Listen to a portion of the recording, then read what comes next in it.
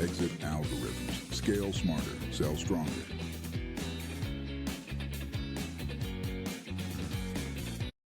Welcome to Exit Algorithms, the podcast where we decode what it really takes to unlock growth, streamline operations, and prepare your business for a high-value exit. I'm your host, Pete Vera, and today I'm joined by Adrienne Wilkerson. She launched Beacon Publishing and Design back in 2001 and built it into Beacon Media and Marketing, a 3-time Inc. 5000 award-winning agency that helps mental and behavioral health organizations grow nationwide. She's a keynote speaker, author, podcast host, and an overall badass. Adrienne, welcome to the show. Glad to have you today. Thank you, Pete. I'm really looking forward to this today. Do you mind sharing for listeners a bit about your background and maybe some highs and lows in your business journey? Yeah, absolutely. There's plenty of both for sure. So yeah, I started off actually in Anchorage, Alaska. That's where I was born and raised. And like you said, I founded Beacon Publishing and Design back in 2001. And I kind of had figured out at that point, honestly, I kind of sucked at being an employee. I was much better at being in charge, or at least I thought I was at the time. I found out there was a lot more to it that I thought back then as the company grew and evolved. But I really saw a lot of small businesses, especially, struggle with branding and messaging. And, at that point, graphic design and websites were brand new. It was very much of a, do I have to have a website? Back in 2001. Now we think that's just crazy. But back then it was like, isn't my brick and mortar enough? But I was realizing that everything was shifting. The internet was going to change the way that we advertised and we marketed. But in 2001, I had no idea what was coming, with social media and all of that. And so I started working with small businesses, and the idea, that's kind of where the Beacon name came from, as I saw so many small businesses just struggle with, I've got an idea, I've got this business I want to build, and they go talk to an advertising agency. And most advertising agencies, at least back then in Alaska, were not structured to help small businesses. They were really all going after, which made sense, the same kind of group of enterprise clients. And so there was a gap there for small and medium businesses. There was a need of somebody who could meet them where they were at. And kind of that beacon shining that light through the confusion of, okay, yes, it would all be wonderful if we had $100,000 to invest in our marketing upfront. Most of us don't have that, and that was pre-venture capital and that whole world too. So the whole market was different. And so it was more the idea of, okay, what is your budget? What's your vision? What can we do and meet you where you're at and grow with you? Here's the harbor. This is safe. That's the open ocean. That's where you want to go. Here's the rocks. Don't go here, kind of a thing. And so the idea of kind of being that navigation partner with businesses. And so we grew slowly. I kind of kept it small, intentional for quite a while. But, early 2010, 2011, I was realizing everything was going to shift again. Social media was not going away, and it was going to change how we marketed. We weren't going to need brochures anymore the way we used to. Yellow page ads were going to be a thing of the past. TV advertising was going to change. Radio advertising was going to change. And I'm watching in Alaska, and I'm just like, nobody's talking about this. And now, granted, Alaska's like 18 to 24 months behind the rest of the United States on anything except maybe oil technology. So, it's just kind of nature of it being remote.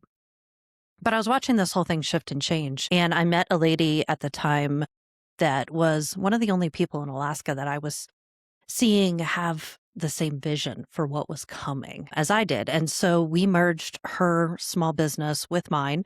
And we launched Beacon Media and Marketing in 2012, and that was essentially the first digital agency in Alaska. You want to talk about Wild West. It was crazy. We would literally learn how to do social media marketing, blogging, all of this at night, my co-founder and I, and we would teach our staff how to do it during the day.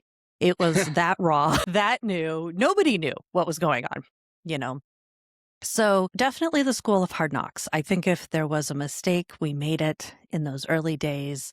There wasn't a lot to work with. There were no schools to go to learn how to do social media marketing, how to do blogging, paid ads didn't even exist then. And now Hmm. they're a staple, but they Right. didn't even exist then. And so we learned a lot the hard way. There was a lot of experimentation, a lot of, well, that didn't work. And wow, that really worked. Why did that work? And trying to learn and evolve through that. So we've seen a lot change over the years. And 2017, we expanded outside of Alaska, started working with companies all over North America. And then 2019, right before COVID, we made didn't know it at the time, but very fortuitous decision to niche down into mental and behavioral health. Mm. And then COVID hit and that industry exploded. And Yeah. so we exploded right alongside it. We went from helping under 100 clients to over 500 in the space of about 12 to 18 months. We doubled, tripled our staff during that time. It was just insane growth. Between 20 and, middle of 21. So all the challenges that come with that kind of rapid growth. There was one period where I was doing 7 to 10 interviews a day for weeks at a time as we were trying to hire fast enough to keep up with the Wow. growth. Thankfully, things have leveled out a little bit since then. So we've kind of niched down even more within our industry. And we've reduced our staff too, very strategically, as we've kind of shifted some of our focuses in who we work with. So now we primarily focus on group practices, multi-location clinics that are growing and expanding into additional states and cities and that side of thing, as well as the addiction recovery side. So that's kind of shifted some of the staffing needs that we've had over the years. So we're in a lot more comfortable place, I would say, of growth now. A lot more manageable for sure. You mentioned you had to iterate along the way, learn and change. What were some of the biggest or most important pivots that you had to make? I think one of the scariest ones was when paid ads arrived. And so up until that point, and I'm thinking Facebook specifically, that was one of the really crazy ones. So in the early days, it was all about the quality of content. You were trying to go viral. And if your content wasn't, engaging enough, if your graphics weren't engaging enough, then you just weren't going to get any kind of traction. Nothing was going to get shared. You weren't going to get comments. So it was all about quality and how well you were connecting with your audience. So all of our accounts were kind of, doing this, steadily growing. And then literally from one week to the next, all of our accounts started tanking across the board.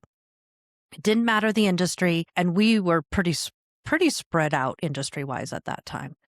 And we could not figure out what was going on. We hadn't changed anything. We're going through all our quality control and talking, like, what are we doing differently? Nobody's doing anything differently. It took us almost 10 days of digging. And actually, it was my partner at the time who found an internal memo that Facebook had published that was buried, very, very buried, to where they stated that they were no longer going to be promoting, or their algorithm had completely changed and the only ones they were going to be promoting was those that paid for it. And so that was the beginning of paid advertising, of boosting posts, and then they added ads later. And that was brutal for us as a business because we had to go back to every one of the clients that we had and go, that price that you paid us last month, we can't do it for that anymore. Now you're going to have to pay us that same amount and pay Facebook to get your material out there. That was not a fun era. It was not a fun Yeah. bunch of conversations. Understandably, what small business wants to hear? Oh, by the way, your advertising is doubling overnight. Mm. Love you. It was just like, but there's nothing we could, and huge kind of revelations for us as a company that how beholden we were to these other entities, to Google, to Facebook. And when they changed something, it didn't matter whether we liked it or not. We had to find a way to make it work for our clients. And usually that meant more money for them. Very rarely did they ever structure it in a way that we're like, oh, we just put a little more elbow grease into this and it'll work. It's just like, no. So that one was massive for us. Kind of paid ads becoming such a keystone of marketing for a long time. was another big shift where it really kind of shifted away from organic and the quality of your content to your algorithm. How well can you play the game with Google, especially? Mm. How Hmm. well can you work their algorithm? And now AI is as disruptive to our industry as we were to traditional advertising, in the 2010s kind of a thing. So that's really forcing us to tighten up our game and to really dig deep. And how do we leverage this as a really cool tool to deliver not just more work to the clients, but better work? And I think that's the big challenge that our industry and really business as a whole is facing with AI right now, because we could fall into the trap of just doing more because AI Hmm. facilitates that.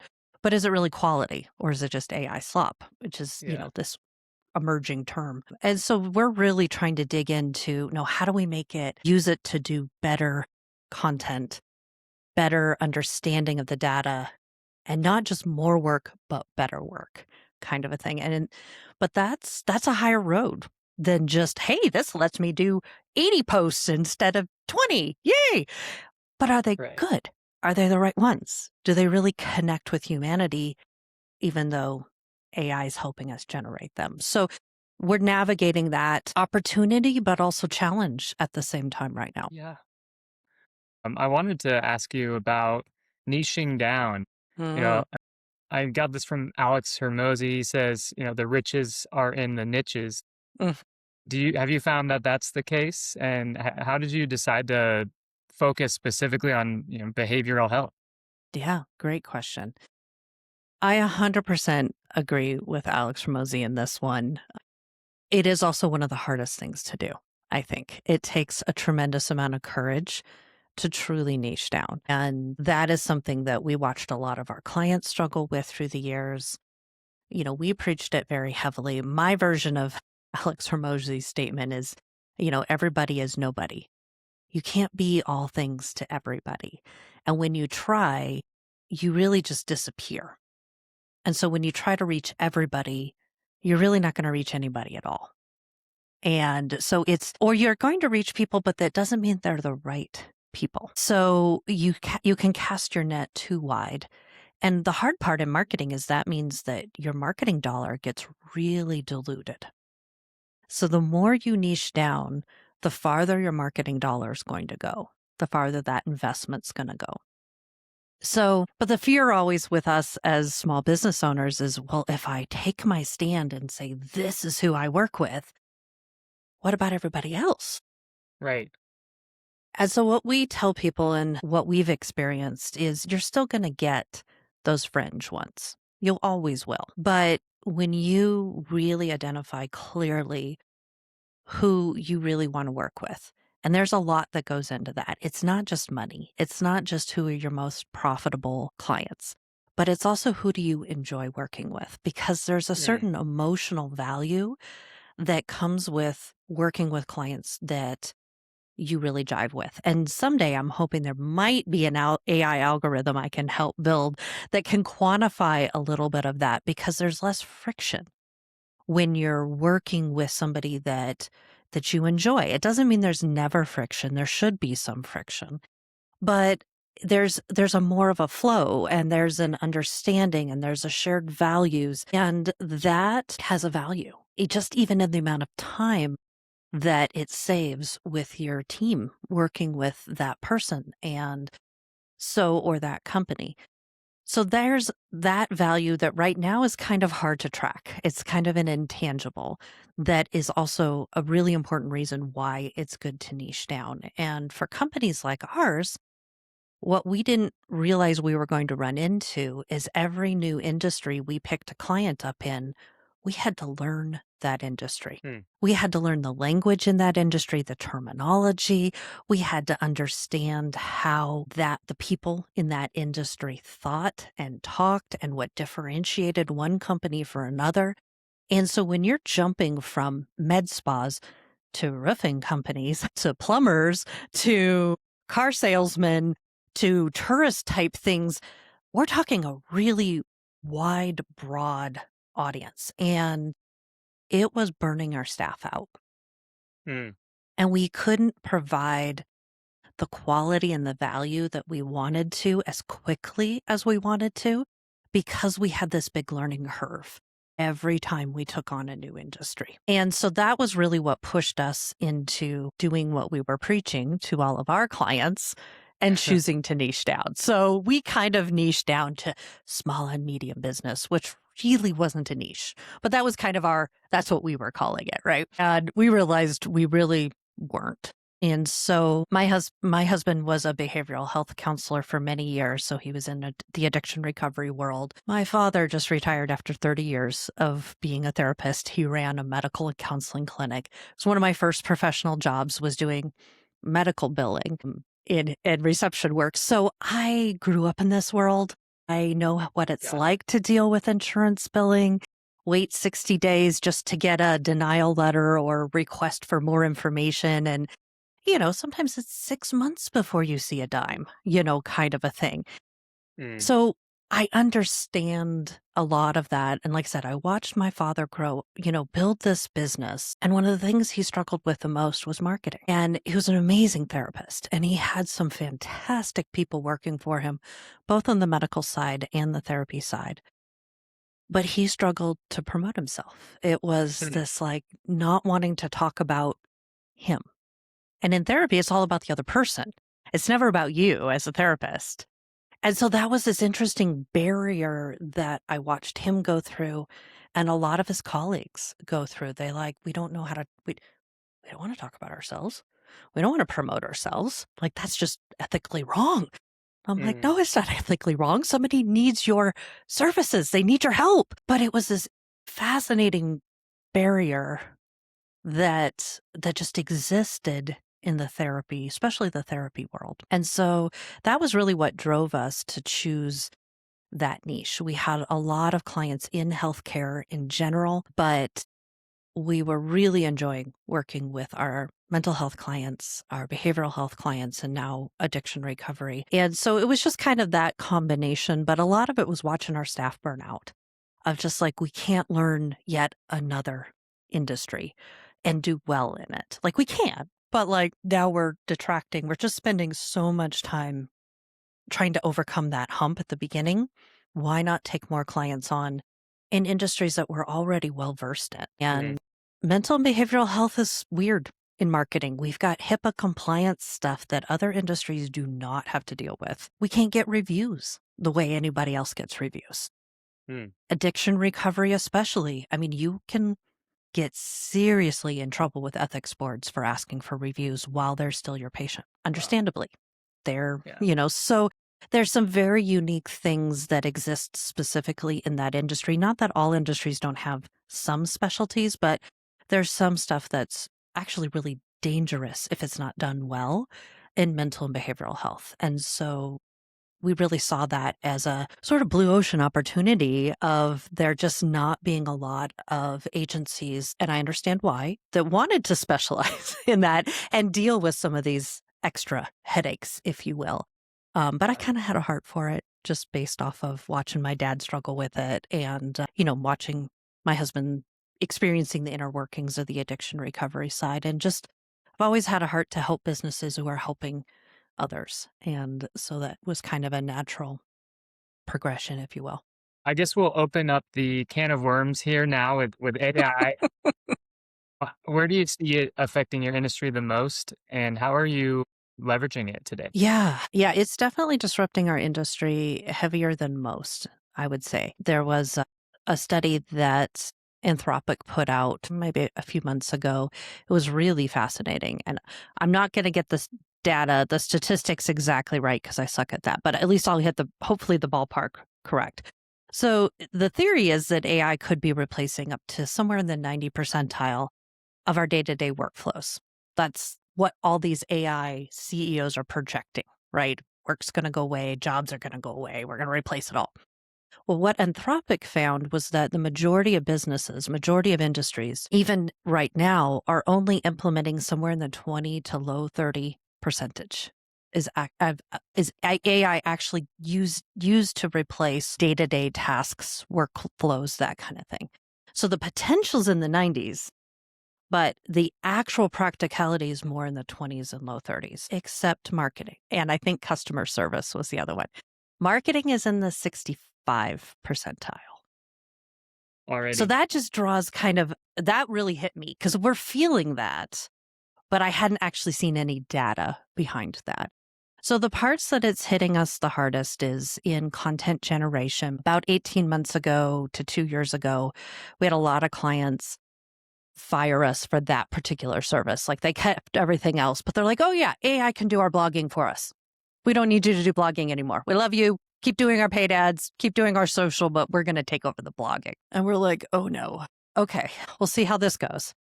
So the hard part is the quality that you get out of AI is only as good as what you put into it. Mm-hmm. And AI is the king of averages. It's what it does. It takes all this data and it averages it out, essentially. Takes the best, hopefully, of that. But essentially, it's an average of that, even maybe an average of the best, but it's still an average. And that's what it spits back out to you. So if you're not prompting it well, if you don't understand marketing and you don't understand user behavior, what you're going to get out of AI is more AI slop. And it's just going to blend into the back of everything else that everybody else is getting out. So we saw this explosion of content, but a complete lack of quality. Mm. And so we had pretty much every client came back that had stopped doing blogging with us. They almost all came back for blogging because they were just like, my numbers are tanking. Why are my numbers tanking? I'm putting out more blogs than you guys did. But the keyword optimization wasn't there. The user topics weren't there. They weren't connecting with people. Right. So that's where I see one of the biggest dangers of AI is it looks on the surface like it can replace marketing, but it really can't. It can do a lot of the low-level stuff very well. It can multiply what you're doing really well. But if your premise isn't on point to begin with, if the quality isn't there to begin with, it's then just duplicating the average. Mm. And you just blend into everything else and you don't stand out. And now we're seeing this wave of backlash toward AI and AI content. And the pendulum is swinging maybe too far the other direction, where I see a lot of people go, oh, that's AI slop. Forget that. I don't like that brand anymore. And I'm like, is it really though? Or did you see one thing that looked a little like AI and you just made an arbitrary decision? Right. But I get why people are making that decision because there is so much junk going out. So it's a hard time for consumers to really parse what is quality versus just AI. And the hard part is I think AI can produce quality when it's prompted well, when when a human continues to be involved. So we use it a lot for drafting, first drafts, for, editing purposes. Especially for me, I tend to add commas in where they don't need to be times 10. So AI goes through and goes, nope, you don't need that comma. No, you don't need that comma. But then it puts a bunch of M dashes and I have to go back and remove the M dashes, So, but editing is a really good way to use it. Data collection, data analysis. So there's some really quality uses for AI. AI can duplicate a lot of stuff. But again, if the core isn't spot on, then it's going to replicate a lot of junk. So we might use it. We create maybe one core ad, and then we might use it to create 8 to 10 different variations of that ad. Yeah, and that used to take us so much time. Now it doesn't take our graphic designer as much time, which means we can actually provide better quality, better value to our clients because now we've got more time to spend on it, to go deeper into it instead of all our time is spent on just kind of rote duplication and tweaking and things like that. So once my team got over their initial fear that I was going to fire them and build a whole bunch of AI agents, they started to get really excited. They're like, wait, you mean my graphic designer especially, she's like, you mean I don't have to spend 8 hours recreating this one has the photo here. This one has the photo here. This has, too much of this color, just that nuanced stuff that is lower level kind of stuff. So AI has I believe, helped us create better value for our clients when we use it this way. But it is really challenging because a lot of people do think that they're going to get AI or quality marketing out of AI without really investing the human time to ensure that it's doing what marketing was always intended to do, which is create connection. And that garbage in, garbage out principle that definitely applies. Uh-huh. It takes time to learn how to use it properly, engineer your prompts, give it enough context. I'm curious, as AI floods the market, how do you go about, keeping that human element, especially, in your line of work in marketing? How do you stand out? Yes, that is the challenge right now. For us, it's really evaluating and almost splitting hairs a little bit. So, content, especially, we're seeing this challenge. So, what we're seeing really work in content because SEO is basically dead. It's now AIO, AEO, GEO, which other alphabet soup is your take your pick. But content still has to be connect to a human. So what we're seeing work right now really well, and who knows how long this will work for because everything's constantly changing, but we're really excited that this is working right now. So we're writing basically two types of blogs parallel with each other. One, we use AI for the draft, for the research, but it's 80% written by a human, from a human to a human. It's optimized for AI, but it's more in depth. There's more stories. There's more things that really connect to a human heart, if you will. And then parallel, we're running what we're calling AI citation blogs. And that's really AI writing for AI. Those don't get much eyeballs on them because we have to churn through so much to make AI happy. There's still quality control checked, making sure they're not representing facts that aren't real. Whereas as much as we can, we're eliminating the hallucinations. But it's really, again, AI writing for AI. And how do we make sure that we're answering the questions that AI is trying to answer? So what are people asking AI, and how do we make sure that we're getting the right answer in a way that connects and makes sense to the AI bot so that it's recommending our clients and us, and it's putting us into citations? So that's kind of an example of where we're running those two parallel because there's a little overlap, but not quite enough to really make the citation world happy right now. So that's kind of what we're doing. Video is still a really good medium to be able to communicate that heart. And the part that we're leaning into that is not always resonating with all of our clients is that the founder brand needs to come front and center, more so even than the company brand. Who's the face behind the company? What's the story behind the company? Why did the CEO/founder owner start? What was their heart in it? And getting that heart front and center before people and getting that story out because that's a connection piece. Yeah. But not all founders are comfortable being in front of the camera. They're not always comfortable doing podcasts. And I understand. Like you and I were talking about before we started this, I do not want to watch my first podcast. They were so awkward. And so I get it. I totally get it. And a lot of founders, they don't necessarily want to be the spokesperson for their company, but people want connection even more so in this AI-driven world. And so that founder brand, that story, that heart that comes out, that why? Why did you start the company? What problem were you trying to solve? What spurred you into that and into this world? That story and that ongoing heart. Why do you keep doing this? Why do you keep having sleepless nights to make a company go and run? And that heart comes through. And that's a lot harder to replicate than to replicate like a company brand or something like that. So that's another thing that we're seeing gain a lot of traction. And I love it, but I like being in front of a camera. So I always have. I was always the kid that was like, I'll volunteer to present. I'll be the first one to present. I was a teacher before I started doing this.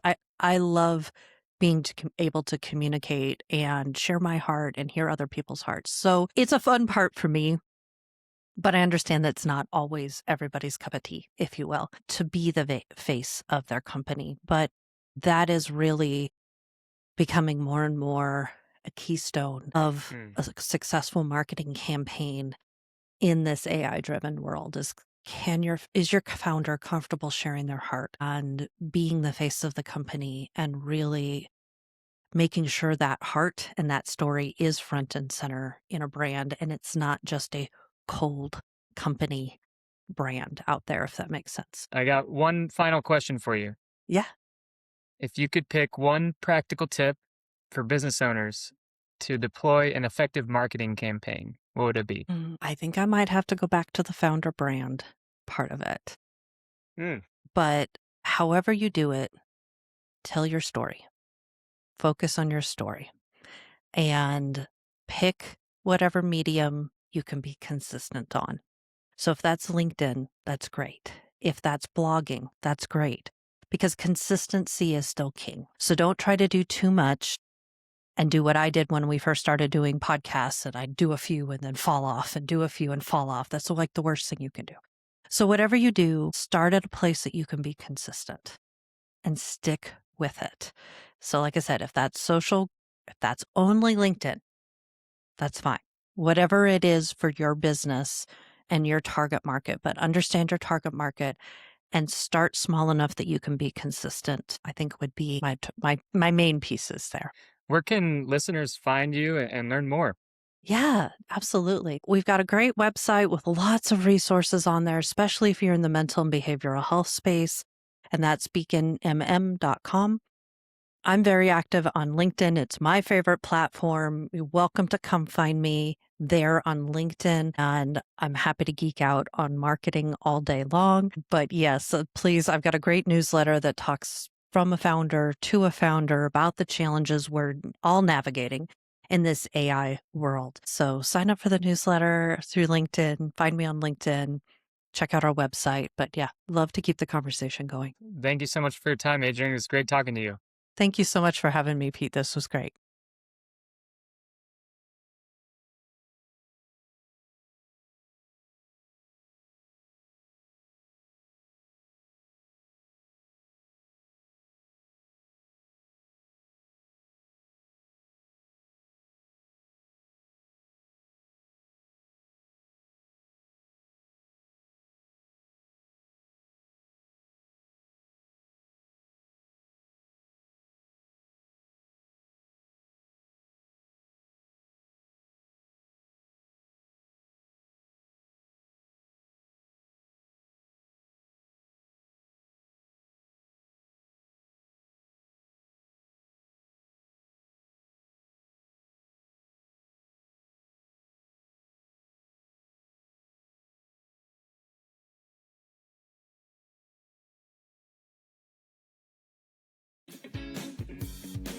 Exit algorithms. Scale smarter. Sell stronger.